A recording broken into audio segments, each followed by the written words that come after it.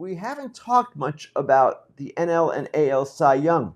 A lot of us have focused on the MVP races. Will Ohtani hold on in the American League? Acuna versus Betts versus Olsen versus Freeman in the National League. But the Cy Young races are quite interesting. And I'll start with the American League because I think that has a little bit more definition right now.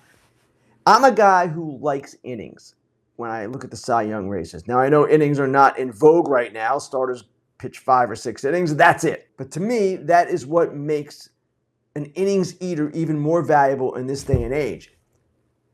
And in the American League, Gerrit Cole has both things going on right now.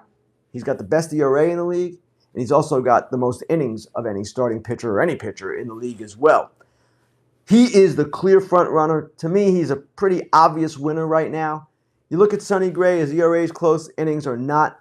Castillo is the one that, to me, has probably the best case other than Cole. Innings are up there, ERA nearly as good. Gausman, leader in strikeout rate.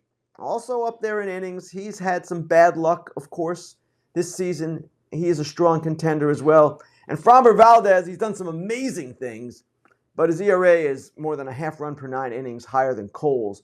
I don't see him contending for the top spot, maybe in the top 3. Now, the National League is a bit more interesting. And the National League doesn't have an obvious frontrunner. Jay Jaffe of Fangraphs, a friend of mine, wrote an interesting column over the weekend, basically saying this race has no definition. Again, I prefer innings. Steele and Snell. 159 innings for Steele, 161 for Snell. They are the 2 ERA leaders by quite a bit. Snell won this award with 180 and 2/3 innings in 2018, pitching for the Tampa Bay Rays. He's got about 4 more starts left. He'll get there. He also has the highest walk percentage in the league, so it's kind of tough to wrap your arms around him. And Steele, he's been brilliant.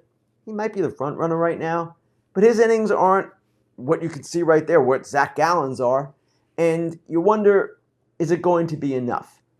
I believe it will be for one of those 2 guys. Now, Jay wrote a lot about Strider, Spencer Strider of the Atlanta Braves, 3.83 ERA. That would be the highest for any Cy Young winner in history, 3.83. Now, I know we're in an era of advanced metrics, and Strider has the crazy strikeout numbers, 250 overall, 37% strikeout rate. He also has the biggest gap between expected ERA and actual ERA, indicating that he has been a victim of poor luck to a certain degree. That said, his ERA is more than a run per 9 higher than the 2 leaders here, Steele and Snell. And I'm sorry. I'm all for advanced metrics. I'm all for looking at expected stats. But what matters in a Cy Young race is actual stats. And I am not ready at this stage in the sport's evolution to give this award to a guy with such a high ERA, even though his expected numbers and strikeout numbers might be really good. And I love Spencer Strider. We all do. Don't get me wrong. But I'm just not ready to go there at this point. So we'll see what happens in the final few weeks. But right now, for me, it's Cole in the American League and Snell versus Steele in the National.